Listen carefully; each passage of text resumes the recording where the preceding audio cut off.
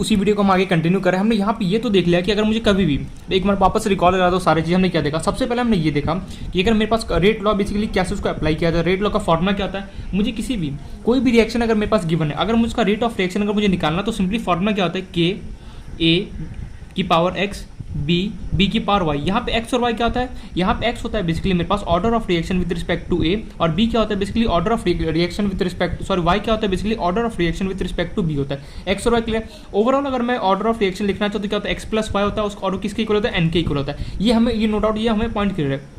उसके बाद हमने देखा था जो एक्स और वाई होता है वो कभी भी हमारे पास स्टीरियोमेट्रिक जो कोफिशिएंट होता है, कोफिशिएंट कभी भी नहीं होगा रिएक्शन का, ये हमने देख लिया था। उसके बाद हम ये देख रहे थे कि रेट ऑफ रिएक्शन अगर मुझे मान लो जो के क्या होता है, रेट कांस्टेंट होता है, उसका अगर मुझे यूनिट के का यूनिट को देख के मैं देखो एक बात मैं आगे बढ़ूँ उससे पहले मैं ये बोलना चाहता हूँ, रेट ऑफ रिएक्शन हम कभी भी किसी भी चीज़ का निकालते हैं, ठीक है, तो वो बेसिकली क्या होता है, एक्सपेरिमेंटली आ जाता है। हम ये सब जो काम कर रहे हैं ये सब एक्सपेरिमेंटली कर रहे हैं। ये थ्योरेटिकल लग रहा है कि देखने में कि अच्छा ये तो नोटबुक में लिखा है थ्योरेटिकल है, बट रियलिटी में क्या हो रहा है, ये सारा कुछ डेटा जो हम निकाल रहे हैं वो सब क्या हो रहा है, एक्सपेरिमेंटली निकाल रहे हैं। नो डाउट ये पॉइंट हमें क्लियर है। तो उसके बाद हमने ये देखा था के बारे में थोड़ा सा हमने पीएचडी किया था। के बेसिकली होता क्या, देखो थोड़ा सा हमने बेसिकली पढ़ा है के होता क्या, रेट कांस्टेंट होता है, वेलोसिटी कांस्टेंट बोलो, स्पेसिफिक रिएक्शन कांस्टेंट बोलो, जो मन करे वो बोल सकते हैं। यहाँ पे के का यूनिट क्या होता है, mole per litre second inverse. No doubt ये क्लियर है। 1 माइनस एन, ये कौन लगाना भूल जाएगा, 1 एन। और जो एन होता है ना, अगर मान लो तुम्हें कोई यूनिट दे, मान लो क्या तुम्हें कोई कुछ भी वैल्यू लिख के दे, जैसे यहाँ पे दिया था, उसको देख के तुम्हें अगर प्रेडिक्ट करना है और इसका ऑर्डर ऑफ रिएक्शन कैसे होता है, क्या निकाल सकते हो, बिल्कुल से क्या करना है, original unit divide equal to क्या करना है, मुझे जो गिवन यूनिट है उसका के का वो लिखना है, दोनों को आपस में सॉल्व करना, जो भी मेरे पास एन का वैल्यू, फॉर एग्जाम्पल एन का यहाँ पे 3 वैल्यू आता है, मीन्स ऑर्डर ऑफ रिएक्शन क्या होगा, थर्ड ऑर्डर ऑफ रिएक्शन होगा। So simple. अगर मान लो कभी अगर एन का वैल्यू 2 आता तो मैं क्या बोलता ऑर्डर ऑफ रिएक्शन कैसे होगा, 2 का। तो इस तरीके से बेसिकली हम के का यूनिट देख के, के का मैं यहाँ पे जो भी यूनिट गिवन है उसको देख के मैं प्रेडिक्ट कर सकता हूँ कि जो मेरा रिएक्शन है वो फर्स्ट ऑर्डर है, सेकंड ऑर्डर है, जीरो ऑर्डर है, या फिर जो भी ऑर्डर होगा वो एक्सेट्रा हम देख सकते हैं। नो डाउट ये हमें पॉइंट करें। तो क्या मैं और क्वेश्चन दूँ यहाँ पे के का और वैल्यू दूँ, यहाँ पर तुमसे पूछा चाहिए बताओ इसका ऑर्डर ऑफ रिएक्शन क्या होगा, फिर कर लोगे। सिंपल सा कर लो, क्या करें, कुछ नहीं करेगा, यहाँ पर यूनिट को चेंज कर लेगा, सिंपली कुछ नहीं करना है, ओरिजिनल यूनिट लिखना है और सिंपली तुम्हें क्या करना है, जो गिवन यूनिट है क्वेश्चन का वो लिखना है, दोनों को आपस में सॉल्व करें, जो भी एन का वैल्यू होगा वही क्या होगा तुम्हारे पास ऑर्डर ऑफ रिएक्शन निकालेगा। तो आई होप सो ये पॉइंट हमें क्लियर होगा। के का मोस्ट इंपॉर्टेंट याद रखना, यूनिट याद रखना हमेशा। के का ओरिजिनल यूनिट कहता है mole per litre 1 minus n second inverse. तो अब मैं यहाँ पे इस टाइप का क्वेश्चन नहीं कर रहा हूँ, मैं आगे बढ़ रहा हूँ। मैं चाहता हूँ कि हम रियल एग्जाम, ये तो हमने देख लिया, थोड़ा सा बेस स्ट्रॉन्ग कर लिया, के को देख के, के का मैं यूनिट देख के मैं प्रोडिक्ट कर सकता हूँ कि मेरा रिएक्शन कैसा है, first order, second order, so on, ऐसे में बता दूँ। अब हम चलते हैं क्वेश्चन वाले पोर्शन में, ठीक है। मैं इस पर और क्वेश्चन नहीं कर रहा हूँ, मैं चल रहा हूँ जो हमारा रियल जो क्वेश्चन है उस पर हम चलते हैं। तो फर्स्ट क्वेश्चन है हमारे पास, दिखाई दे रहा है बिल्कुल, एक सेकेंड। तो लेटर से फर्स्ट क्वेश्चन है, लेटर से तुम्हारे पास 2a + 3b मिलके कुछ प्रोडक्ट दे रहा है, ठीक है। मैं कोई वो रियल लाइफ एग्जांपल नहीं रहा हूँ, कोई भी मेरे पास मान लो 2a + 3b मिलकर तुम्हें कुछ प्रोडक्ट दे रहा है। तुमसे यहाँ पे पूछा जा रहा है 2a + 3b तुम्हें कुछ प्रोडक्ट दे रहा है, तुम्हें बोला जा रहा है ऑर्डर ऑफ रिएक्शन, दिखाई तो दे रहा है ना, हाँ, order of reaction with respect to a is 2 and order of reaction with respect to b is तुम्हें गिवन है -1। तुमसे पूछा जा रहा है राइट द, एकदम सिंपल सा क्वेश्चन उठा रहा हूँ पहले, right the rate law expression, and second तुमसे पूछा जा रहा है इसी में and also calculate the order of reaction, and also calculate the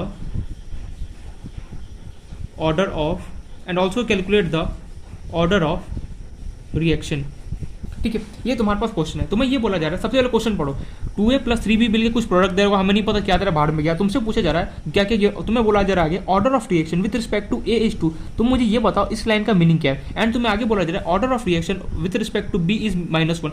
मुझे इन दोनों लाइन का मीनिंग बताओ, जो मैंने पेंसिल से यहाँ पे जो अंडरलाइन किया है, order of reaction with respect to a is 2 and तुम्हें आगे गिवन है यहाँ पे order of reaction with respect to b is -1। मुझे इन दोनों लाइन का मीनिंग बताओ क्या है। आगे तो मैं बात की बात पढ़ूंगा, आगे तुमसे बोला जा रहा है कि ठीक है, क्वेश्चन तुमसे बोला जाए कि रेट लॉ का तुम्हें एक्सप्रेशन लिखना है, ठीक है। अब मुझे ये बताओ इन दोनों लाइन का मीनिंग अगर तुम मुझे बता दोगे तो मैं समझता हूँ कि हाँ तुम्हें जो प्रीवियस अभी तक पढ़ा थ्योरेटिकल जो भी पढ़ा रेट लॉ के आ रहे हो तुम्हें क्लियर है। सोचो फटाफट कोई, यार मुझे तो कुछ पढ़ने नहीं पड़ा, ये order of reaction with respect to सुना तो लग रहा है ये वर्ड, लेकिन मुझे इसका एग्जैक्ट मीनिंग नहीं याद आ रहा है। मैंने बोला याद आएगा, फटाफट कुछ ना कुछ तो याद आना चाहिए, क्योंकि ये हमने बहुत बार डिस्कस कर चुका। अभी जस्ट मैंने कई बार बोला order of reaction with respect to a is this, order of reaction with respect to b, तुम्हें क्या मैंने बोला था याद करो, इस लाइन का मीनिंग क्या है। यार मीनिंग पढ़ने नहीं पड़ा, मैंने बोला देख ध्यान से क्या है, तेरे पास 2a + 3b गिव्स कुछ प्रोडक्ट दे रहा है, तो यहाँ पे given order of reaction with respect to a is 2, मतलब यार जो a है उसका order of reaction order of reaction with respect to A, इसका मतलब जो ए के ऊपर जो मेरे पास x लगता था और जो मेरे पास b के ऊपर जो मेरे पास y लगता था, यार मुझे इतना याद आ रहा है हल्का हल्का कि जो x होता था इसे मैं बोलता था order of reaction with respect to a, और जो मेरे पास y होता था मैं उसे क्या बोलता था order of reaction with respect to b। हाँ यार, मतलब कि यहाँ पे मुझे x का वैल्यू कितना गिवन है यहाँ पे 2 और y का वैल्यू मुझे यहाँ पे कितना गिवन है -1। यार तुझे कैसे पता चला? मैंने बोला देख ध्यान से, मैं अभी भी कुछ टाइम पहले पढ़ के आऊँ। रेट लॉ का मैंने फॉर्मुला देखा था, क्या होता है k ए की पावर x और b की पावर y। तुम्हारे पास यहाँ पे क्या गिवन है x का, तुम्हें यहाँ पे क्या होता था order of reaction with respect to A. देख क्वेश्चन में मुझे गिवन है order of reaction with respect to A कितना गिवन है 2, मतलब x का वैल्यू कितना आ गया 2। एंड देख आगे पढ़, b क्या होता, b के ऊपर क्या है y का मीनिंग क्या होता था order of reaction with respect to b, तुम्हें कितना गिवन है -1, तो y का वैल्यू कितना गया -1 आ गया। So simple. अब तुम्हें करना क्या आगे, बस ये अगर समझ में आ गया ना, कहानी पढ़ गया, तुम्हें कुछ नहीं करना है। देखो जो x और y होता है ना, जनरली हमें क्वेश्चन में गिवन होता है वो क्या x का, बस तुम्हें नाम याद होना चाहिए। x का नाम होता है order of reaction with respect to a, या फिर जो भी, अगर यहाँ पे c होता है या फिर d होता है उससे कोई फर्क नहीं पड़ा, तुम्हें order of reaction with respect to बोलते समझ जाना किसका यहाँ पे बात किया जा रहा है। ये पॉइंट करें तो x का वैल्यू कितना है 2, y का वैल्यू कितना है -, मुझे बोला जाए write the rate law expression. तो रेट लॉ का एक्सप्रेशन क्या होता है k a की पावर x इंटू क्या होता था b की पावर y। तो r as it is k A का कंसंट्रेशन मुझे कुछ गिवन नहीं, एज इट इज x का वैल्यू कितना गिवन है 2, b का वैल्यू y का वैल्यू मुझे कितना गिवन है -1। आंसर खत्म। फर्स्ट पार्ट तो मेरा हो गया, रेट लॉ का एक्सप्रेशन लिखा। सेकंड क्वेश्चन मुझे क्या बोला जा रहा है, also calculate the order of reaction. Order of reaction कैसे निकालते हैं? ऑर्डर ऑफ रिएक्शन को बेसिकली n इक्वल क्या होता था मेरे पास x प्लस y होता था। यहाँ पे x क्या है 2 प्लस y कितना मुझे -1, इसको सॉल्व करूंगा कितना होगा 2 - 1, n इक्वल कितना 2 - 1 करो कितना 1। तो ऑर्डर ऑफ रिएक्शन क्या हो गया, फर्स्ट ऑर्डर रिएक्शन हो गया, फर्स्ट ऑर्डर रिएक्शन। ओहो सॉरी दिखाई नहीं दे रहा था, देखो यहाँ पे ऑर्डर ऑफ रिएक्शन कितना आ गया, फर्स्ट ऑर्डर रिएक्शन आ गया। सिंपल सा था यार, थोड़ा सा तो मुझे समझ में नहीं आया, बस आगे और अच्छे से एक्सप्लेन कर। मैंने बोला देख मुझे right the rate law expression लिखना था। रेट लॉ एक्सप्रेशन को लिखने के लिए फॉर्मुला क्या होता है, आर इक्वल के ए की पावर x b की पावर y होता है। नो डाउट ये पॉइंट करें बिल्कुल सही। मुझे ए के बारे में यहाँ पे कोई डिस्कस नहीं किया रहा है, बी के बारे में मुझे कोई कंसंट्रेशन गिवन नहीं है, मुझे x और y का वैल्यू गिवन है, सिंपली मैंने पुट कर दिया x और y का पुट कर दिया। अब मुझे आगे बोला जा रहा है also calculate the order of reaction. Order of reaction में कैसे निकालूंगा यार, मैं अभी जस्ट कुछ टाइम पहले मैंने उसको इंपॉर्टेंट डबल स्टार भी दिया था कि यार कभी भी ऑर्डर ऑफ रिएक्शन निकालना हो, ओवरऑल ऑर्डर ऑफ रिएक्शन निकालना हो, सिंपली किसके इक्वल होता है n, किसके इक्वल x प्लस y के इक्वल होता है। x तुम्हें गिवन है कितना है 2, y तुम्हें गिवन है कितना -1, इसको सॉल्व किया n का वैल्यू कितना गया 1, तो इसका ऑर्डर ऑफ रिएक्शन क्या होगा, फर्स्ट ऑर्डर रिएक्शन क्या लेगा। हाँ यार ये बात तो समझ में आयुब तो ये समझ में आ रहा है, बस कुछ नहीं कहना, क्वेश्चन को पढ़ो और वहाँ केमिकल काइनेटिक्स क्या है देखो, क्वेश्चन एकदम थ्योरेटिकल मैनर में देगा, तुम्हें उसको पढ़ के पूरा क्या करना है अपने लैंग्वेज में कन्वर्ट करना, बस सिंपल क्वेश्चन को पढ़ते जाओ सॉल्व कर दो। तो ये दो पार्ट तो सॉल्व, अभी इस क्वेश्चन को इन लोगों ने और आगे एक्सटेंड कर दिया, क्या कर दिया अब इस क्वेश्चन में और इन लोगों ने आगे क्या क्या पूछ लिया फाइंड करने के लिए। अब इसी क्वेश्चन में कंटिन्यू कर रहा हूँ, ठीक है। और तुम्हें यहाँ पे बोला जा रहा है ऑल्सो कैलकुलेट, इसी क्वेश्चन में क्या किया इन लोगों ने, ऑल्सो कैलकुलेट व्हाट, तुमसे आगे पूछा रहा ऑल्सो कैलकुलेट व्हाट इफ, यार एक सेकंड ये पेज को, अब ठीक है, ऑल्सो कैलकुलेट व्हाट इफ, तुमसे what if the effect of, also calculate what if the effect, क्या लिखूँ, इफेक्ट ऑन रेट, ठीक है, ऑन रेट व्हेन, पहला part concentration of A is double, इसके मैं 3-4 पार्ट दे रहा हूँ, इसी क्वेश्चन में सब समझा दूंगा। Concentration of A is double alone, next इसका पार्ट है क्वेश्चन का कंसंट्रेशन ऑफ, मैं ऐसे लिख दूँ concentration of B is half alone, ठीक है। तुम्हें यहाँ पे पूरा लिखना है कंसंट्रेशन ऑफ बी, मैं यहाँ पे शॉर्टकट मार रहा हूँ। थर्ड वाला portion again concentration of A and B both is double, A and B both is double, and चलो इसका लास्ट पार्ट एक और कैलकुलेट करी, and also calculate volume of container, volume of container increases 3 time. इसी question का continue portion, 2 part तो मैंने निकाल लिया। सबसे पहले यहाँ पे इस क्वेश्चन में मुझे क्या निकालना था, रेट लॉ एक्सप्रेशन निकाल दिया। दूसरा पार्ट क्या था, ऑर्डर ऑफ रिएक्शन, वो भी निकाल दिया। आगे तुमसे क्या पूछा जाता है, व्हाट इफ द इफेक्ट, तुम्हें यहाँ पे आगे क्या पूछा है, and also calculate what if the effect on rate have, what is the, यहाँ पे इस कर दो, and also calculate what is the effect on rate when concentration of A is double alone, concentration of B is half alone, concentration of A and B both is double, volume of container increase सीट। पहले इसको लिख लो, अभी तो कुछ पढ़ नहीं पड़ा, क्या क्वेश्चन लिख दिया, देखो यहाँ तक समझ में आ गया, लिख लिया इसको।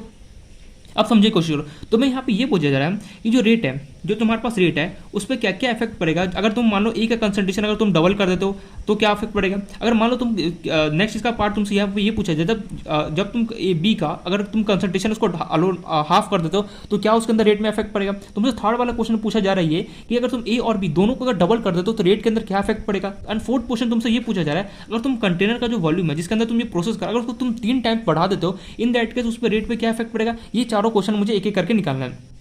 क्या बोला पहले क्वेश्चन समझो। क्वेश्चन मुझे यहाँ पे ये बोला जा रहा है मुझे ये बता कि जो रेट पे क्या इफेक्ट पड़ेगा जब मैं अगर मैं ए का कंसंट्रेशन डबल कर देता हूँ, पहला पार्ट। दूसरा पार्ट में कोई बोला जा रहा है अगर मैं बी को अगर मैं हाफ कर दूँ कंसंट्रेशन तो इन दैट केस रेट पे क्या इफेक्ट पड़ेगा ये मुझे निकालना है। एंड थर्ड क्वेश्चन मुझे यहाँ पे ये पूछा जा रहा है अगर मैं ए और बी दोनों को अगर मैं एक साथ अगर मैं डबल कर दूँ तो क्या रेट पे इफेक्ट पड़ेगा ये मुझे निकालना पड़ा है। एंड फोर्थ पार्ट मुझे यहाँ पे ये पूछा जा रहा है अगर मैं जो वॉल्यूम है जिसके अंदर मैं कंटेनर के अंदर जिस भी कंटेनर के अंदर मैं ये सब प्रोसेस कर रहा हूँ उसका अगर मैं 3 टाइम्स अगर मैं 3 गुना अगर मैं बढ़ा दूँ इन दैट केस उस पर रेट पे क्या इफेक्ट पड़ेगा। ये सारा मुझे यहाँ पे निकालने की करके। तो सबसे पहले हम फर्स्ट वाला पार्ट निकालेंगे कि अगर मैं ए को डबल कर दूंगा इन दैट केस क्या होगा मेरे पास इफेक्ट पे, ये हमें निकालना है। तो कैसे निकालेंगे सोचो एक बार, सोचो कैसे निकालेंगे। देखो ये फर्स्ट टाइम क्वेश्चन से तो यहाँ पे थोड़ा सा डरना बिल्कुल नहीं, बस समझते चलो कैसे निकालेंगे। तो फर्स्ट पार्ट मैं क्वेश्चन का एक सेकंड इस पेज को हटाने, ठीक है मैंने यहाँ पे इसलिए रखा था ताकि क्योंकि बैकग्राउंड में कोई प्रॉब्लम ना। एनीवे चलो कोई नहीं, दिखाई दे रहा ना। फर्स्ट पार्ट ये फैन एक सेकंड बंद करके आ रहा हूँ। तो क्वेश्चन का फर्स्ट पार्ट को हम सॉल्व करते हैं। फर्स्ट पार्ट मुझे ये बोला जा रहा है अगर मैं ए का कंसंट्रेशन को अगर मैं डबल कर दूं अलोन, देखो क्या लिखा गया है पहले पढ़ो। Concentration of A is double alone मतलब क्या था, सिर्फ और सिर्फ मैं ए को डबल कर रहा हूँ, बी के साथ कुछ भी छेड़खानी नहीं कर रहा हूँ। इन दैट केस रेट पे क्या इफेक्ट पड़ेगा ये मुझे बता। तो सबसे पहले तुम रेट का फॉर्मूला जानते हो क्या होता है, आर इक्वल टू जानते हो क्या होता है के ए की पावर एक्स इंटू क्या होता है तुम्हारे पास बी की पावर वाई होता है, नो डाउट। तुमसे क्वेश्चन वाला ये बोल रहा है अगर तुम ए के कंसंट्रेशन को अगर तुम डबल कर देते हो इन दैट केस रेट पे क्या इफेक्ट पड़ेगा ये तुम्हें बताना है।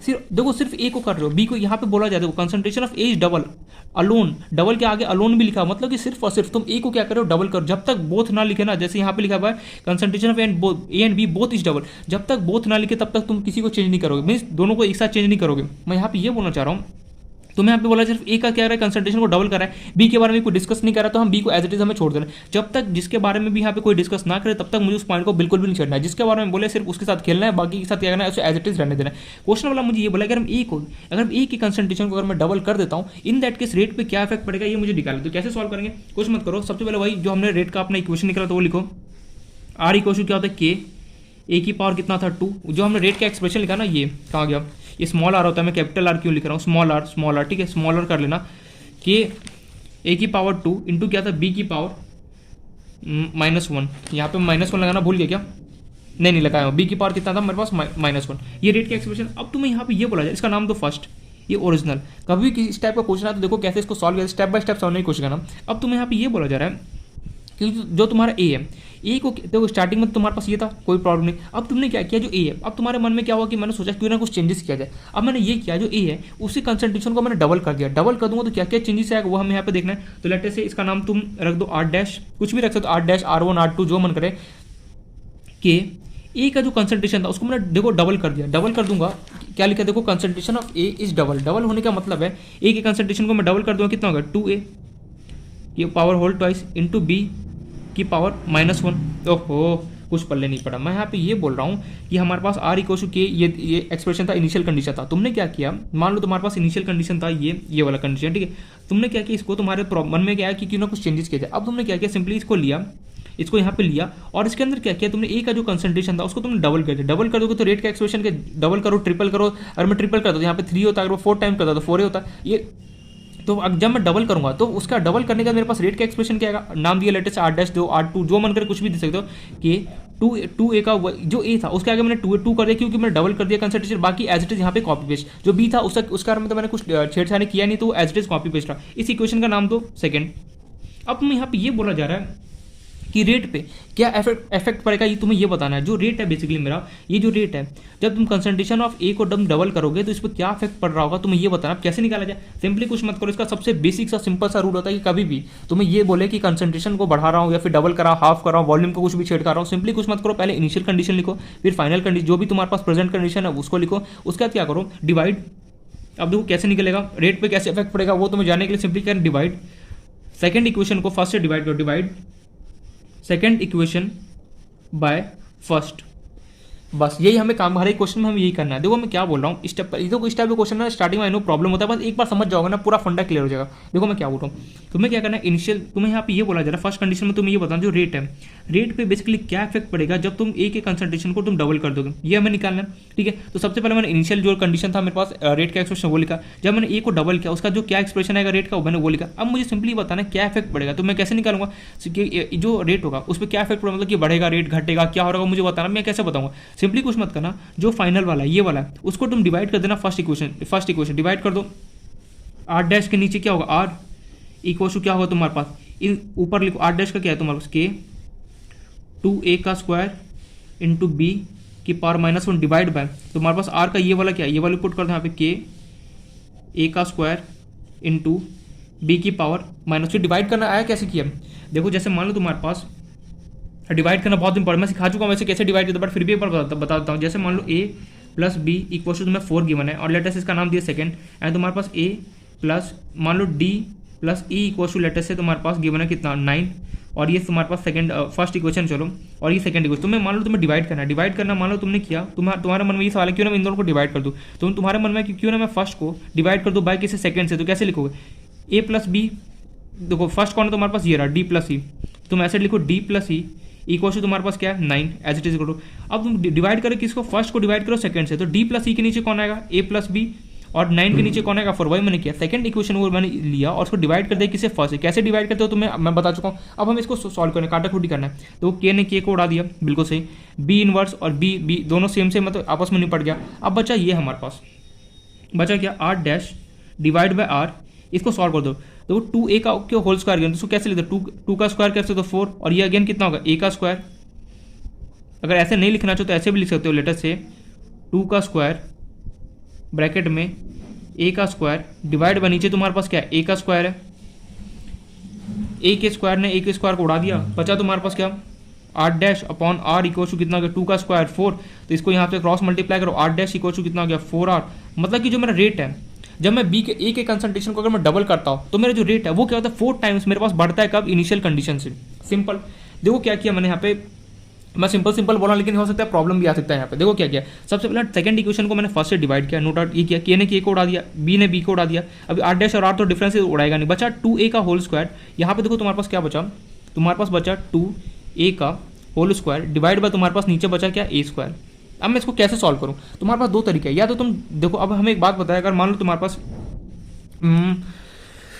देखो जैसे तुम्हारे पास ए बी क्या होल स्क्वायर अगर तुम्हें गिवन ऐसे, तो तुम सिंपली ए का भी स्क्वायर करोगे और बी का भी करोगे, इसको अगर तुम ओपन करना चाहते हो तो कैसे करोगे, ए का स्क्वायर करोगे और बी का स्क्वायर, अरे यार जो ब्रैकेट है ब्रैकेट के बाहर पावर है, मींस दोनों पे पावर लगे ना, तो वही देखो यहाँ पे ब्रैकेट के बाहर पावर अप्लाई हो रहा है, तो सिंपली मैं यहाँ पे ऐसे लिख सकता हूँ 2 का स्क्वायर बिल्कुल लिख सकता हूँ, और ए जो ए का अगेन क्या होगा स्क्वायर होगा, डिवाइड बाय क्या था ए का स्क्वायर, इसने इसको उड़ा दिया 2 का स्क्वायर कितना 4, इसको क्रॉस मल्टीप्लाई किया, मीन्स जो मेरे पास जो रेट है उस पर क्या इफेक्ट पड़ेगा 4 टाइम्स क्या होगा मेरे पास इंक्रीज करेगा एज कंपेयर टू किसी इनिशियल कंडीशन से, खत्म कहानी। यही होता है हमें एक्सप्रेशन लिखना है। एक बार वापस बिल्कुल वापस देखो, तुम्हें सिंपली क्या करना है, तुम्हें ये बोला जा रहा है जो तुम्हारे पास एक है, एक का कंसंट्रेशन क्या हो रहा है तुम्हारे पास, तुम डबल करो तो रेट पे क्या इफेक्ट पड़ेगा तुम्हें फाइंड आउट करना है, कैसे करोगे।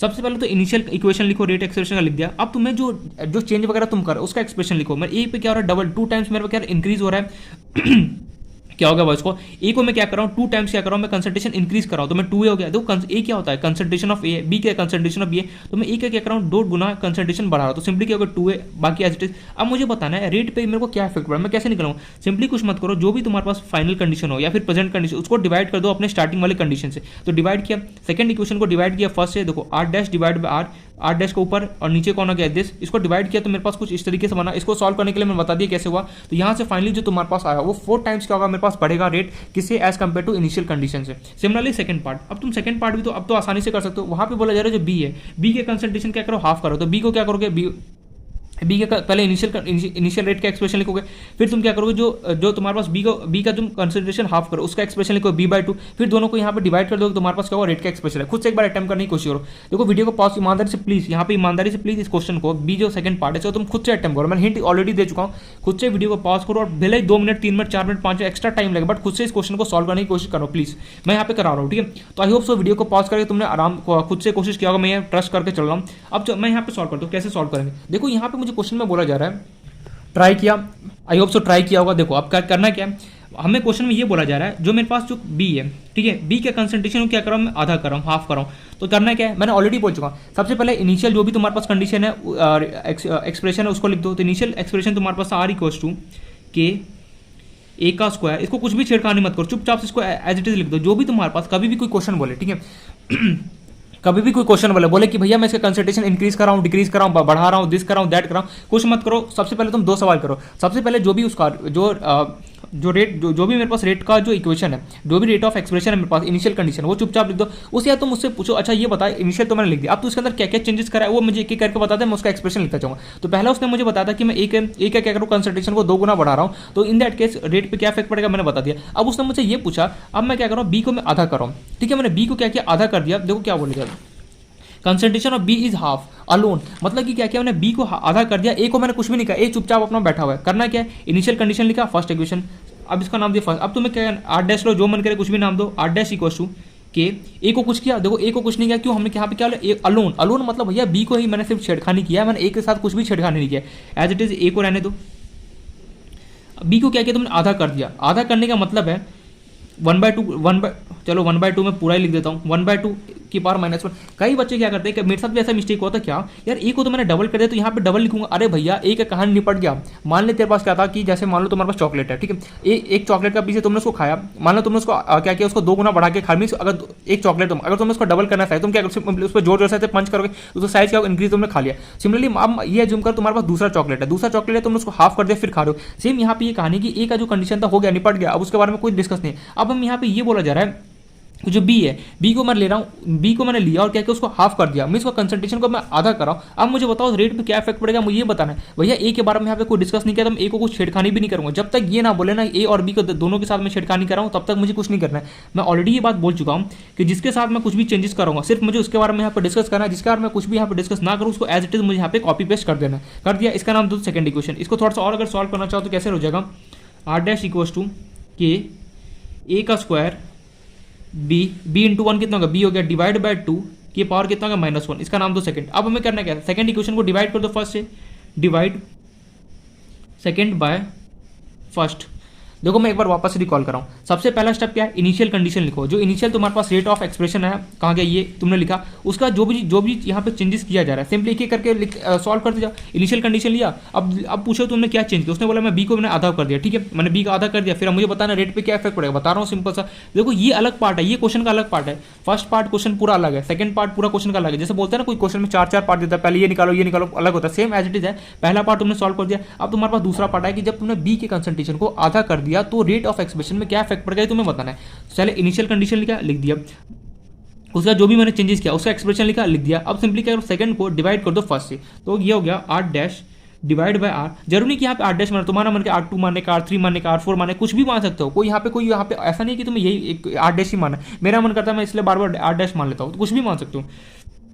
तो यहाँ पे आर डैश का एक्सप्रेशन लिख दो, के ए का स्क्वायर बी की पावर 2 -1 डिवाइड बाय, यहाँ पे आर का मेरे पास क्या इक्वेशन था, के ए का स्क्वायर इंटू बी की पावर -1। काटा कुटी होगा अगेन, देखो के ने के को उड़ा दिया, ए स्क्वायर ने ए स्क्वायर को उड़ा दिया, बचा ये। इसको हमें यहाँ पे सॉल्व करना है। ये हो गया मेरे पास, यहाँ से दिखाई तो दे रहा ना, हाँ, R dash upon R is equals to B की पावर 2 -1 डिवाइड बाय मेरे पास नीचे क्या है, बी की पावर -1। अब इसको हमें सॉल्व करना है। कैसे सॉल्व करोगे, कुछ नहीं करना है, यहाँ पर मैथ्स अप्लाई करना है। इसको मैं यहाँ पे आगे कर रहा हूँ solve. R dash upon R is equal to, मैंने क्या किया, ब्रैकेट को ओपन कर दिया। बी की पावर कितना हो गया मेरे पास, -1 हो गया, और 2 की पावर कितना हो गया मेरे पास, -1 हो गया। और ये मेरे पास कितना था नीचे, एज इट इज बी की पावर -1। इसको और सॉल्व करते, आर डैश अपॉन आर क्या हो गया, मैं ऑलरेडी बता चुका हूँ। अगर कभी भी A divide by B divide by C वाला फॉर्मेट हो, डी नहीं हो, सिर्फ 3 है, तो सिंपली क्या होता है, ए बाय बी, और ये दोनों आपस में क्या होता है, मल्टीप्लाई हो जाता है। तो सिंपली यहाँ पे क्या हो गया, बी की पावर -1, ये क्या हो गया, 2 की पावर -1 मल्टीप्लाई बाय कितना हो गया, बी की पावर -1। अब बी की पावर -1 से बी की पावर -1 कैंसिल आउट हो गया, तुम्हारे पास आ गया R dash divide by R equals to, ये नहीं पड़ गया, बचा कितना, 1 अपॉन 2 की पावर -1। इसको तुम ऊपर भेज दो तो कितना हो गया, R dash upon R equals to, अगर ये ऊपर जाएगा नेगेटिव, ऊपर जाएगा कितना हो गया, पॉजिटिव हो गया, R dash upon R equals to. तो फाइनली आर डैश कितना हो गया, 2 टाइम्स। अगर तुम बी के कंसंट्रेशन को हाफ करोगे तो सिंपली जो तुम्हारा रेट होगा वो क्या होगा, 2 गुना क्या होगा, मेरे पास 2 गुना क्या होगा, बढ़ रहा होगा, 2 गुना क्या होगा, ज्यादा होगा, किससे, इनिशियल कंडीशन से। अच्छा, अब यहाँ पे मैं आगे बढ़ूँ इससे पहले यहाँ पे आई होप सो ये किया होगा, तुमने नहीं किया तो समझ लो। यहाँ पे एक डाउट क्या आएगा, तुम्हें ये वाला एक्सप्रेशन कैसे लिख दिया, जो लिखा है ना बी की पावर -1 डिवाइड बाय 2 की पावर -1, नीचे तो चलो एज इट इज रहने दिया, ये कैसे लिख दिया इसने। मैंने क्या किया, देखो जैसे तुम्हारे पास a बाय बी का होल स्क्वायर तुम्हें गिवन है, ब्रैकेट में होल स्क्वायर मींस दोनों का होल स्क्वायर गिवन है, मैं क्या इस स्क्वायर को दोनों में बांट नहीं सकता हूं, मैंने क्या किया, a का स्क्वायर कर सकता हूं, इसको इसका स्क्वायर अपना दे दिया और इसका नीचे अपना स्क्वायर दे दिया। सिमिलरली मैंने यहाँ किया, b बाय 2 की पावर -1 था, मैंने b का क्या किया, इसको अपना -1 दे दिया, लिख दिया एज इट इज, 2 था उसको मैंने अपना -1 दे दिया एज इट इज, मतलब क्या किया, मैंने दोनों में अपना जो मेरे पास पावर था मैंने क्या किया, दोनों में बांट दिया, ठीक है, वही किया। उसके बाद देखो क्या हुआ, अगर कभी भी a divide by b divide by c होता है, फॉर्मेट तो क्या होता है, ये दोनों आपस में नीचे वाले मल्टीप्लाई हो जाते हैं, b इंटू सी, तो वही हो गया 2 की पावर -1 मल्टीप्लाई b की पावर -1 से, ये दोनों आपस में कैंसिल आउट हो गया, नीचे मेरे पास बचा 1/2 की पावर -1, इसको ऊपर हो जाए कितना हो गया, नेगेटिव ऊपर जाएगा पॉजिटिव हो गया, कितना 8 r इक्वल टू कितना 2, तो जो फाइनल जो मेरा रेट होगा वो क्या होगा, मेरा 2 गुना क्या होगा, ज्यादा होगा एज कम्पेयर टू किससे, इनिशियल कंडीशन से। सो सिंपल, आई होप तो समझ में आ गया कि किस तरीके से अगर हमें इस क्वेश्चन को सॉल्व किया जाता है। अगर कभी भी तुम्हें इसी टाइप का क्वेश्चन आने वाला, सीरियसली बोल रहा हूँ, यही तुम्हें यहाँ पे इक्वेशन लिखना होगा, डिवाइड करना पड़ेगा, सॉल्व करना पड़ेगा, मैथ्स लगाना पड़ेगा, बस। तो किस टाइप से क्वेश्चन को सॉल्व किया जाता है, आई होप तो समझ में आ रहा होगा। देखो स्टार्टिंग में क्या करना है, सबसे पहले कोई भी कैसा भी क्वेश्चन हो, सबसे पहले तुम्हें इनिशियल रेट ऑफ एक्सप्रेशन का इक्वेशन लिखना है, फिर तुम्हें क्या करना है, जो भी चेंजेस हुआ उसका तुम्हें इक्वेशन लिखना है, फिर क्या करो, दोनों को डिवाइड कर दो, सेकंड को डिवाइड कर दो फर्स्ट वाले से, तुम्हारे पास क्या काम अपना बन जाएगा। अब मन में सवाल आएगा, यार मैं फर्स्ट को सेकंड से डिवाइड नहीं कर सकता, मैंने बोला बिल्कुल कर सकता था, लेकिन क्या थोड़ा सा कैलकुलेशन लेंदी हो जाता है, इसलिए मोस्ट प्रेफरली ये माना जाता है जो सेकंड वाला ना उसको क्या कर डिवाइड कर दे किससे, फर्स्ट वाले से, जो तेरा कैलकुलेशन में थोड़ा सा क्या होगा, ईजी हो जाएगा। तो 2 पार्ट करोगे, अब थर्ड पार्ट बचते हैं। थर्ड पार्ट में तुम्हें क्वेश्चन में ये बोला जा रहा है, अब तुम्हें थर्ड पार्ट ये बोला जा रहा है क्वेश्चन में, जो ए और बी है, ए और बी है, दोनों की कंसंट्रेशन को तुमने इंक्रीज कर दिया, मींस दोनों की कंसंट्रेशन को तुमने डबल कर दिया, सॉरी इंक्रीज नहीं, concentration of A and B both is double, मतलब कि ए और बी को क्या किया, दोनों को डबल कर दिया, तो क्या रेट पे इफेक्ट पड़ेगा, ये तुमसे यहाँ पे निकाला जा रहा है। मैं इस क्वेश्चन को चाहता तो अलग अलग क्वेश्चन भी करा सकता, मैंने क्या किया, सारे जितने भी क्वेश्चन है इसके सारे जितने भी पार्ट्स होते हैं मैं सबको क्या एक ही क्वेश्चन में यहाँ पे कर रहा हूँ, ताकि क्या होगी, कोई भी यहाँ पे कंसेप्ट छूटे ना।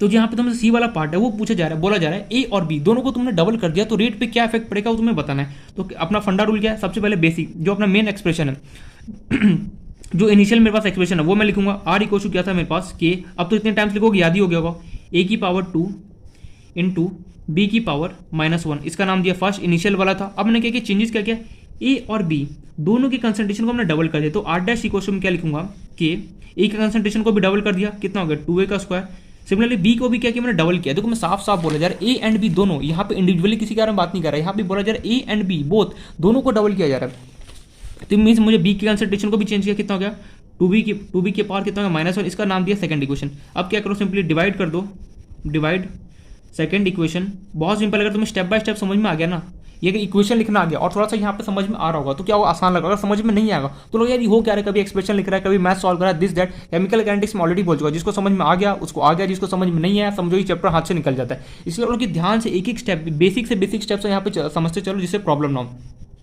तो मैंने क्या किया, यहाँ पे सेकंड इक्वेशन को डिवाइड कर दिया किससे, फर्स्ट इक्वेशन से। तो सिंपली देखो हर एक क्वेश्चन में वही पैटर्न अप्लाई हो रहा है, पहले इनिशियल जो भी मेरा रेट लॉक एक्सप्रेशन है वो मैंने लिखा, फिर मैं क्या करता हूँ जो भी मैं चेंजेस करता हूँ उसका मैं एक्सप्रेशन लिखता हूँ, फिर मैं दोनों को डिवाइड करता हूँ, अपने आप यहाँ से मुझे पता चल जाता है कि रेट पे क्या कितना इफेक्ट पड़ रहा हो। सिंपल, क्या इसमें कुछ रॉकेट साइंस है। देखो स्टार्टिंग में यार सबके साथ प्रॉब्लम होता है, बट कोशिश करोगे ना स्लोली छोटा छोटा स्टेप तो लो, अपने आप को समझ में आना स्टार्ट हो जाएगा। अब सेकंड इक्वेशन को डिवाइड करो फर्स्ट के साथ, तो यह हो गया मेरे पास R dash divide by R. देखो फर्स्ट को भी डिवाइड कर सकते हो सेकंड के साथ, इसमें ऐसा कोई रूल नहीं है, तो तुम्हें जिसको अच्छा लगे तुम उससे डिवाइड कर सकते हो, बट मैं सेकंड को फर्स्ट से इसलिए डिवाइड करता हूँ ताकि थोड़ा सा कैलकुलेशन है ना वो मेरा क्या हो थोड़ा सा आसान हो जाए, इसलिए मैं सेकंड को हमेशा डिवाइड करता हूँ फर्स्ट से। तो यहाँ पे हो गया के 2a का होल स्क्वायर, आर डैश के बगल में लिख रहा हूँ स्क्वायर इंटू 2b की पावर कितना हो गया -1 डिवाइड बाय तुम्हारा आर का तुम्हारे पास क्या इक्वेशन है, a का स्क्वायर इंटू b की पावर -1। चलो इसको सॉल्व करते, काटा खुटी करते हैं। तो काटा खुटी करेंगे, सिंपली क्या होगा, यहाँ पे के जो के है वो निपट गया, जो के है ना बेसिकली वो तो निपट गया। अब बचा ये, अब हमें इसको सॉल्व करना है, जो चलो सॉल्व करते हैं। तो यहाँ पे मैं कर दूँ इसको, चलो मैं नीचे ही करता हूँ, R dash upon R is equal to 2a। क्या मैं इसको अलग अलग लिखूँ या फिर समझ में आ गया तुम्हें, चलो 2a तुम्हें यहाँ पे गिवन है 2a का होल स्क्वायर गिवन है, दिखाई दे रहा है। इसको मैं कैसे लिख सकता हूँ, मैंने ऑलरेडी बोल चुका, पावर को मैं दोनों को मैं इक्वली डिस्ट्रीब्यूट करता हूँ, मीन्स ये हो गया 2 का स्क्वायर और ये हो गया मेरे पास a का स्क्वायर। चलो लिख देता हूँ यहाँ पे 2 का स्क्वायर और ये हो गया a का स्क्वायर। मन में क्वेश्चन मेरे पास आ रहा है यार ये पावर इससे क्यों अलग अलग कर रहा है, इसको क्या प्रॉब्लम क्या हो रहा है, ऐसे इतना अच्छा तो दिख रहा है, इसको प्रॉब्लम क्या है जो अलग अलग लिख रहा है। मैंने बोला प्रॉब्लम मेरे को कुछ नहीं है, मैं यहाँ पे इसको अलग अलग इसलिए लिखता हूँ ताकि देख जो नीचे जो a स्क्वायर है ये दोनों आपस में कैंसिल आउट हो जाए। हर एक स्टेप के पीछे कुछ ना कुछ रीजन होता है, ये नहीं कि अपने मन से मैं कर रहा हूँ, नहीं मैंने इसको मेरे मन में हाथ में कुछ नहीं मचा जो मैंने सोचा चल इसको पावर जो 2a जो स्क्वायर गिवन है इसको मैं इसको तोड़ देता हूँ। मैं तोड़ इसलिए रहा हूँ ताकि क्या हो कि जो नीचे वाला जो स्क्वायर कैंसिल आउट हो गया, मुझे कैलकुलेशन ईजी हो। अब सिमिलरली तुम क्या करो 2b की पावर -1 को तोड़ोगे तो तुम्हारे पास क्या गिवन है 2b की पावर -1 तोड़ दो इसको, क्या होगा 2 की पावर कितना हो गया -1 इंटू क्या होगा b की पावर कितना होगा -1। अब इसको क्यों तोड़ा, देख 2 की पावर -1 तो एज इट इज रहेगा, b की पावर -1 ऊपर है और b की पावर -1 नीचे, दोनों आपस में कैंसिल आउट हो जाएगा, काम बन जाएगा मेरा। तो 2b की पावर -1 को मैंने तोड़ा, 2 की पावर -1 इंटू बी की पावर कितना था मेरे पास -1 डिवाइड बाय ए स्क्वायर मल्टीप्लाई बाय क्या था b की पावर -1। अब काटा खोटी देख ए स्क्वायर से ए स्क्वायर निपट गया बिल्कुल, b की पावर -1 से b की पावर -1 निपट गया, बचा गया मेरे पास ऊपर r dash upon r equals to 2 का होल स्क्वायर मल्टीप्लाई बाय 2 की पावर -1। अब हमें पता है अगर कभी भी दो सेम बेस हो, अगर कोई कभी भी दो सेम बेस हो तो उसका पावर क्या होता है आपस में एडअप होता है। तो सिंपली यहाँ से क्या होगा r dash upon r equals to 2 और ये कितना प्लस -1, इसको सॉल्व करोगे तो ये होगा r dash upon r equals to 2 plus minus तो -2 में से 1 को सब्ट्रैक्ट कितना हो गया 1, तो r डैश और इसको यहाँ पे क्रॉस मल्टीप्लाई कर दो कितना हो गया 2r, खत्म कहानी। तो मैं इस तरीके से बेसिकली जो फाइनल रेट होगा वो क्या होगा 2 टाइम्स मेरे पास क्या होगा ज़्यादा होगा किसी इनिशियल कंडीशन, कुछ भी यहाँ पे आता है तो उससे मुझे कोई मतलब नहीं। ये बोर्ड मैंने कई बार इस टाइप के क्वेश्चन आता है, सीरीज आती है बोर्ड कैंसिल हो गया बट बोर्ड में यहाँ से बहुत सारे क्वेश्चन यहाँ पे बन सकते हैं। तो मैं जितना क्वेश्चन हो चाहे वो बोर्ड लेवल का हो भले कैंसिल मैं, बट यहाँ पे बेसिक से बेसिक क्वेश्चन इसलिए बताऊँ ताकि तुम्हारा बेसिक जो स्ट्रॉन्ग होगा फाउंडेशन, तभी जाके क्या होगा तुम अच्छे लेवल के क्वेश्चन को सॉल्व करो। अगर बेसिक स्ट्रॉन्ग नहीं है, बोलते ना अगर तुम्हें टेबल या मान लो ABCD आता ही नहीं तो क्या हम अल्फाबेट लेटर बना सकते हैं, बिल्कुल नहीं बना सकते। इसलिए बोला कि एक तरीके से अभी ABCD सीखो तभी जाके क्या होगा तुम क्वेश्चन, एक तरीके से अभी फाउंडेशन सीखो तभी जाके होगा तुम अच्छे लेवल के क्वेश्चन को वहाँ पे समझ पाओगे, वहाँ पे पकड़ बना पाओगे। जो भी मैं कर रहा हूँ एक कंसेप्ट अच्छे से क्लियर होना चाहिए, याद रखना ये बात। r डैश इक्वल टू कितना हो गया 2r हो गया। आई होप तो समझ में आ रहा हो क्या करना है। तो हर एक क्वेश्चन में पैटर्न वही फॉलो कर रहा हूँ। फर्स्ट इनिशियल लिखा रेट लॉ का जो भी एक्सप्रेशन है उसका क्या है जो भी चेंजेस कर रहा हूँ उसका मैं एक्सप्रेशन लिख रहा हूँ, डिवाइड कर रहा हूँ दोनों को सॉल्व कर रहा हूँ। यहाँ से मेरे पास क्या हो रहा है जो फाइनल r डैश है वो उसका मैं यहाँ पे बता रहा हूँ कि भले कितना टाइम बढ़ रहा है घट रहा है कुछ भी हो सकता है, ये बढ़ भी सकता है घट भी सकता है, उससे मुझे कोई फर्क नहीं पड़ता, बस हमें यहाँ पे इसको लाके दे देना पटक देना। एग्जाम में कॉम्पिटेटिव एग्जाम में भी कई बार क्वेश्चन आएगा तो मैं लैंग्वेज फॉर्म में दे देगा, तुमसे पूछेगा ये बताओ कि मैंने कंसंट्रेशन ऑफ क्या कि ए एंड बी को मैंने डबल कर दिया फिर 4 टाइम इंक्रीज कर दिया तो रेट तो मेरे पास रेट पे क्या इफेक्ट पड़ेगा। सिंपली तो मैं यहाँ पे 4 ऑप्शन गिनूंगा उसमें 2r कुछ भी हो सकता है, तुम उसको सॉल्व करना पड़ेगा। कैसे करोगे, पहले इनिशियल कंडीशन लिखोगे फिर क्या करोगे फाइनल जो भी चेंजेस हो रहा है उसका कंडीशन लिखोगे फिर दोनों को आपस में डिवाइड कर दोगे, जो भी यहाँ पे फाइनल जो रेट है उसका यहाँ पे सॉल्व करने का जो भी आएगा उसको लिख देना। कैलकुलेशन में प्लीज यहाँ पे ध्यान रखना कैलकुलेशन का, याद रखना हमें काटाकुटी करना है हमेशा, याद रखना जो भी ये टर्म्स है ना A B है ये सब आपस में काटाकुटी होकर मुझे सिंपल सा कुछ ना कुछ स्टेप से बचेगा, याद रखना हमेशा कैसे भी काटाकुटी करके मुझे इसको सिंपल सा टर्म में एकदम कन्वर्ट करना है। तो C वाला पोर्शन कंप्लीट हो गया। अब नेक्स्ट जो इसका पार्ट था ये थोड़ा सा इंटरेस्टिंग है। नेक्स्ट जो इस क्वेश्चन का पार्ट था फोर्थ वाला, ये बोला जा रहा है जो वॉल्यूम ऑफ कंटेंट है वो मैं क्या करूँ इंक्रीज कर रहा हूँ 3 गुना। अच्छा मतलब कि D, तो मैं यहाँ पे ये बोला जा रहा है जो तुम्हारे पास वॉल्यूम ऑफ कंटेनर है, ठीक है, जो भी वॉल्यूम ऑफ कंटेनर जिस भी तुम प्रोसेस कर रहे थे इनिशियल में उसको उठा के तुमने क्या किया उसको 3 गुना 3 टाइम्स क्या इंक्रीज कर दिया। अब तुम 3 गुना जब बढ़ा दोगे तो उस पर रेट पे क्या इफेक्ट पड़ेगा ये तुम्हें बताना है। तो ये थोड़ा सा इंटरेस्टिंग है, इसको समझने की कोशिश करना। तुम्हें यहाँ पे ये बोला जा रहा है तुमने वॉल्यूम ऑफ कंटेनर को इंक्रीज कर दिया, वॉल्यूम ऑफ कंटेनर इंक्रीज, तुमने वॉल्यूम ऑफ कंटेनर को इंक्रीज कर दिया। अच्छा तो ये बताओ जो कंसंट्रेशन ऑफ स्पीसीज होगा क्या वो इंक्रीज होगा या फिर डिक्रीज होगा। मैं यहाँ पे ये पूछना चाहता हूँ अगर मैं वॉल्यूम ऑफ कंटेनर इंक्रीज करता हूँ, volume of container increase then concentration of species क्या होगा ये बताओ। कंसंट्रेशन ऑफ जो स्पीसीज होगा वो बढ़ेगा या फिर घट रहा होगा। स्पीसीज मतलब A प्लस बी मिलके मान लो कुछ भी जो प्रोडक्ट वगैरह दे रहा है, जो स्पीसीज होता है जो रिएक्टेंट और जो प्रोडक्ट होता है उसके जो कंसंट्रेशन होता है उसी को हम क्या बोलते हैं स्पीसीज, मतलब कि रिएक्टेंट और प्रोडक्ट सबके क्या हो कंसंट्रेशन एक साथ में काउंट कर लूंगा। स्पीसीज में ऑलरेडी बता चुका हूँ। मैं यहाँ पे ये पूछना चाहता हूँ जब तो मान लो जो कंटेनर जो इनिशियल मान लो तुम्हारा उस ग्लास था, अब तुम उस ग्लास को ना लगे तुम बड़ा सा टब लाते हो उसके अंदर तुम बेसिकली इसको इस इक्वेशन को रखते हो तो उसके बाद उसके अंदर रेट पे क्या इफेक्ट पड़ेगा ये तुमसे मैं पूछना चाहता हूँ। ओहो मैं यहाँ पे ये बोला हूँ तुम्हारे पास मान लो एक ग्लास है, अगर मेरे पास ग्लास है, ग्लास में मैं यहाँ पे ये रिएक्शन कर रहा था, अब मानो ग्लास के जब मैं टब में रख करता हूँ तो मेरे पास जो स्पीसीज है मतलब जो रिएक्टेंट और प्रोडक्ट है उसकी कंसंट्रेशन में क्या होगा, वो क्या बढ़ेगा या फिर घट रहा होगा ये तुम्हें बताना है।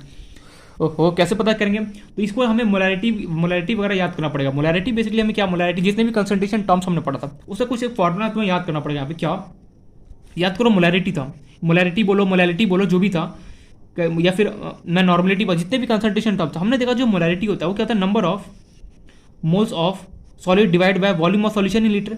हमें देखो यहाँ पे भी मोलैरिटी है, एक तरीके से क्या है, कंसंट्रेशन ये क्या है, इन्वर्सली प्रोपोर्शन है किसके, वॉल्यूम के। देखो वॉल्यूम से हमेशा इन्वर्सली प्रोपोर्शन है, मतलब कि अगर मैं वॉल्यूम को अगर मैं इंक्रीज करूंगा तो कंसंट्रेशन क्या होगा, डिक्रीज करा होगा। अगर मैं वॉल्यूम को यहाँ पे डिक्रीज करूंगा तो मेरे पास जो कंसंट्रेशन जो भी हो क्या होगा, इंक्रीज करेगा।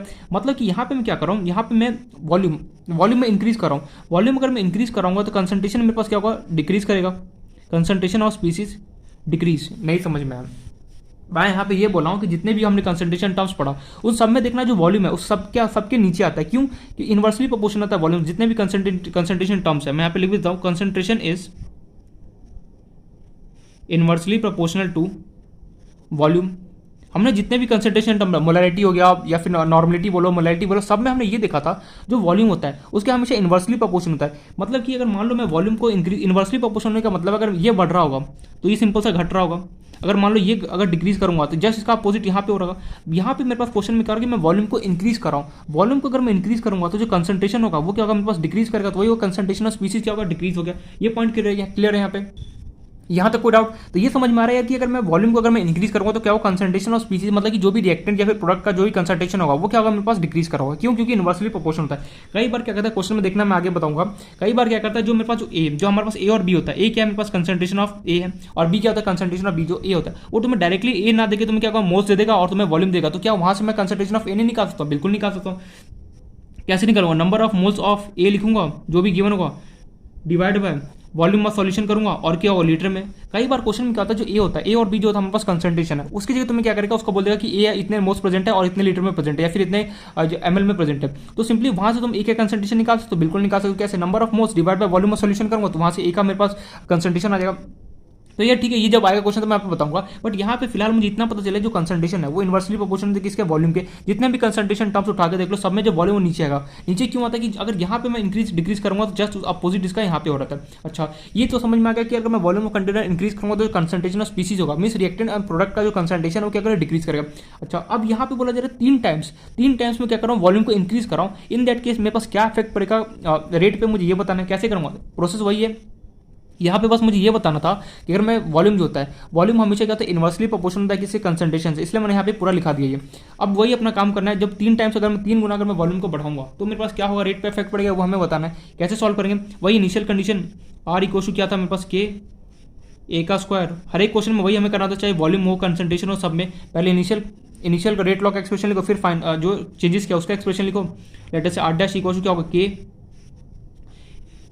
अब तुमने क्या किया, यहाँ पे ए जो है, अब तुमने क्या किया, वॉल्यूम को 3 टाइम्स करके तुमने इंक्रीज किया। मतलब कि 3 टाइम्स अगर मैं इंक्रीज कराऊँ तो जो कंसंट्रेशन है वो, तो अगर मैं मान लो जो ए है और जो बी है, ठीक है, पहले इतने छोटे से डब्बे में रखा था, अब मैंने इसको डब्बा लिया और इस बड़े से डब्बा में रख दिया, ए और बी को इस बड़े से बॉक्स में रख दिया। अब मैं बॉक्स अगर मैं रखता हूँ तो हमने अभी जस्ट पढ़ के आऊँ, अगर मैं कंसंट्रेशन जो होता है वो इन्वर्सली प्रोपोर्शनल होता है किसके, वॉल्यूम को। अगर मैं वॉल्यूम को इंक्रीज कर रहा हूँ तो कंसंट्रेशन मेरे पास डिक्रीज करेगा। मतलब जो ए और बी है उसका कंसंट्रेशन क्या होगा, तो 3 गुना अगर मैं बढ़ा रहा हूँ तो क्या होगा, उसका जो कंसंट्रेशन ए और बी का 3 गुना क्या घट रहा होगा, तो घट रहा होगा तो क्या होगा, 1/3 का स्क्वायर मल्टीप्लाई क्या होगा बी, इसका भी क्या होगा 1/3 की पावर -1। कैसे लिख दिया, ये मैं यहाँ पे ये बोल रहा हूँ जो ए और बी है उसका क्या कर रहा हूँ मैं 3 गुना 3 टाइम्स क्या कर रहा हूँ, उसका कंसंट्रेशन जो मेरे पास वॉल्यूम है जिस भी कंटेनर उसका मैं बढ़ा रहा हूँ। अगर मैं कंटेनर का वॉल्यूम अगर मैं बढ़ा रहा हूँ तो हमें एक बात पता है, concentration is inversely proportional to क्या होता है, वॉल्यूम क्या होता है।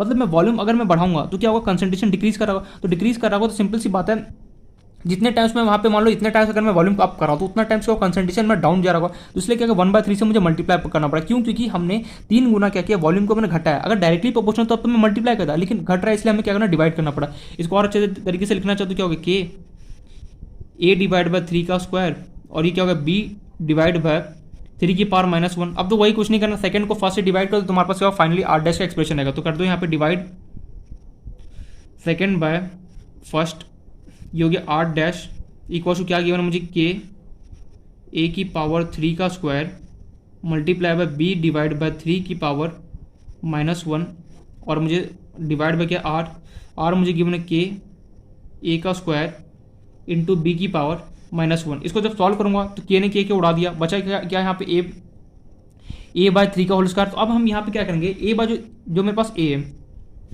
जो मेरे पास ए बाय 3 का होल स्क्वायर है। अब मैं इसको क्या करूंगा, जो पावर है मैं क्या करूंगा, इसको दोनों को इक्वली बांट दूंगा। मीन्स मैं क्या लिख सकता हूँ, इसको ए का स्क्वायर डिवाइड बाय 3 का स्क्वायर बिल्कुल लिख सकता हूँ। तो सिंपली मैंने इसको वही किया यहाँ पे, ये हो गया मेरे पास a का स्क्वायर, नीचे मेरे पास हो गया 3 का स्क्वायर मल्टीप्लाई, सिमिलरली b है, b को भी मैंने क्या किया, b का पावर को दोनों को बांट दिया -1 को, b की पावर -1 डिवाइड बाय क्या हो गया मेरे पास 3 की पावर -1, और ये नीचे क्या था मेरे पास a स्क्वायर मल्टीप्लाई बाय क्या था b की पावर -1। तो यहाँ से मेरे पास और सॉल्व करूँगा तो ये हो गया a square multiply by b की पावर -1 एंड ये जो 3 है, अगर मुझे पता है a by b by c वाला फॉर्मूला होता है, b मल्टीप्लाई बाय c होता है, ये 3 का स्क्वायर क्या हो गया नीचे हो गया, 3 की पावर -1 भी क्या हो गया नीचे हो गया, मल्टीप्लाई बाय कितना हो गया a का स्क्वायर मल्टीप्लाई कितना हो गया b की पावर -1। अब काटाकुटी होगा भाई, a के स्क्वायर ने a के स्क्वायर को उड़ा दिया, b की पावर -1 ने b की पावर -1 को उड़ा दिया, बचा मेरे पास क्या है यहाँ पे, मेरे पास बचा यहाँ पे k इक्वल्स टू 1/3 का स्क्वायर और मल्टीप्लाई था 1/, ऊपर तो कुछ नहीं बचा तो कितना हो गया 3 की पावर कितना था मेरे पास -1। इसको जब मैं सॉल्व करूँगा तो ये ऐसे मैं लिख सकता हूँ 1/3 का होल स्क्वायर मल्टीप्लाई बाय 1/3 की पावर -1। अब इसको सॉल्व, अगर कभी भी दो सेम बेस हो, दो सेम बेस अगर आपस में मल्टीप्लाई हो तो पावर एडअप होता है, तो ये हो गया यहाँ से 1/3 2 प्लस कितना हो गया -1, तो यहाँ से k हो गया मेरे पास, ओहो k क्यों लिख रहा हूँ मैं, r' सॉरी r' यहाँ पे भी सॉरी r' इक्वल हो गया 2 -1 कितना गया 2 -1 कितना गया 1, तो यहाँ पे फाइनली कितना हो गया 1/3, और अगर इसको r से यहाँ पे मल्टीप्लाई कर दो तो फाइनली मेरे पास r' कितना निकल गया 1/3 इंटू r, और मैं बोल सकता हूँ r' इक्वल कितना हो गया r/3 आंसर। कुछ नहीं कैलकुलेशन वगैरह किया, यहाँ पे तो क्या था 1 डिवाइड बाई 3 का स्क्वायर इंटू 1/3 की बार -1 था। मैंने सोचा क्यों ना मैं 1/3 को साथ में लेके पावर स्क्वायर को बाहर कर दूँ, मल्टीप्लाई क्या किया सिमिलरली इसको क्या 1/3 लिखूँ और जो -1 इसको मैं दोनों को बाहर कर दूँ, वही मैंने यहाँ पे किया। फिर दोनों का पावर अगर दो अगर मेरे पास सेम बेस हो, अगर आपस में मल्टीप्लाई हो रहा था, इन दैट केस का पावर क्या होता है एडअप होता है, वही मैंने यहाँ पे किया। तो r' क्या गया r/3 हो गया, मतलब कि जो रेट है मेरे पास वो क्या होगा r/3 घट रहा होगा, फिर जो भी हो रहा होगा वो क्या होगा r/3 टाइम्स मेरे पास क्या होगा, फाइनली क्या होगा रेट पे इफेक्ट पड़ होगा।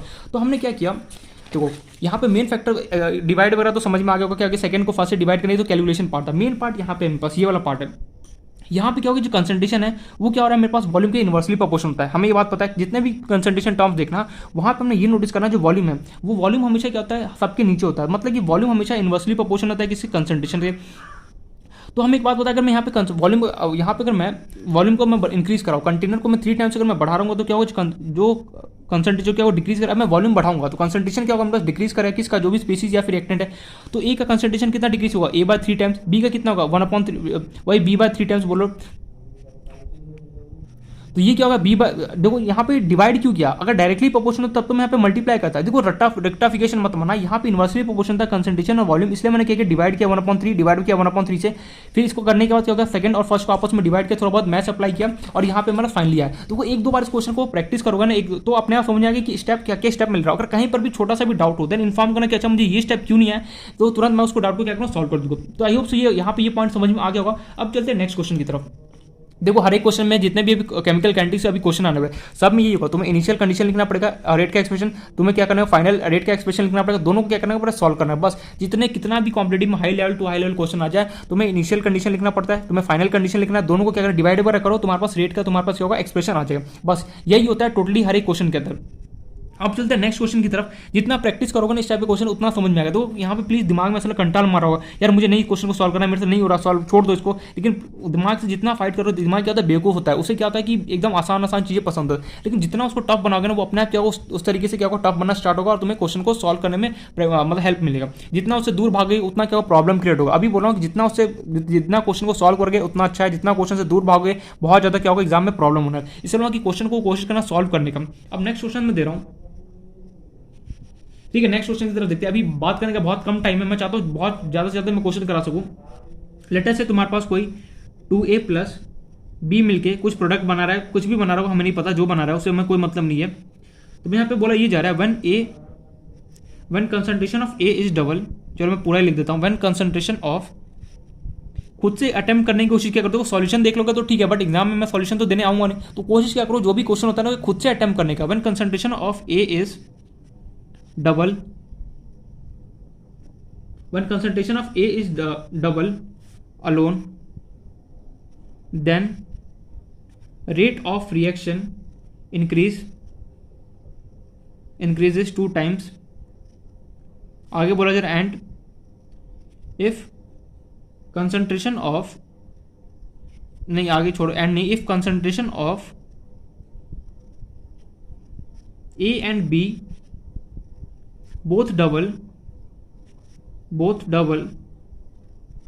then rate of reaction increase 8 times, then rate of reaction increase 8 times. हमसे बोला जा रहा फाइंड, ये फाइंड नहीं, चलो right rate law expression, rate law expression, सबसे पहले तो रेट लॉ का एक्सप्रेशन लिखना है and find the order of reaction, find the order of reaction. ये हमारे पास क्वेश्चन है, खुद से अटेम्प्ट करने की कोशिश क्या करो एक बार, ठीक है। वीडियो ईमानदारी से प्लीज कोशिश करना खुद से अटेम्प्ट करने का क्वेश्चन। यहाँ पे बेसिकली वो क्या रहा है, केमिकल कैंडिडेट में जितने भी क्वेश्चन तुम्हें इक्वेशन लिखना पड़ेगा, मतलब कि तुम्हें ये बोलेगा डबल हो रहा है, रेट ऑफ दिस दैट हो रहा है, उसको पढ़ के, उसको प्रेडिक्ट करके, उसको क्या बोल, उसको पढ़ के तुम्हें क्या होगा, एक्सप्रेशन लिखना आना चाहिए। जब तक एक्सप्रेशन लिखना अगर आ गया ना, समझो कि हमारा 90% क्वेश्चन सॉल्व हो गया। बाकी तो क्या मैथ्स रहेगा, मैथ्स में काटा कुटी करके तुम क्वेश्चन को इजीली सॉल्व कर सकते हो। लेकिन अगर एक्सप्रेशन लिखना नहीं है तो क्या होगा, यहाँ पे बहुत प्रॉब्लम होगा। इसलिए बोलो कि एक्सप्रेशन लिखना सीखो। जितने भी क्वेश्चन यहाँ पे आएगा केमिकल कैंडिडेट्स में, मोस्ट ऑफ क्वेश्चन में क्या होगा, अभी तो फिलहाल हर एक क्वेश्चन में एक्सप्रेशन लिखना, हर एक क्वेश्चन में जरूरत पड़ेगा ही पड़ेगा एक्सप्रेशन लिखना। तो खुद से कोशिश करो यहाँ पे एक्सप्रेशन लिखना, भले ही गलत हो, भले मैं यहाँ पे बताने तो भले गलत हो या फिर सही हो गया तो बैलेंस, अगर गलत हो गया तो फिर यहाँ पे देख के इसको करेक्ट कर लेना। तो इस क्वेश्चन को पढ़ो एंड यहाँ से पहले इनिशियल कंडीशन लिखो, फिर फाइनल कंडीशन लिखो एंड क्वेश्चन को यहाँ पे कोशिश करो सॉल्व करने का।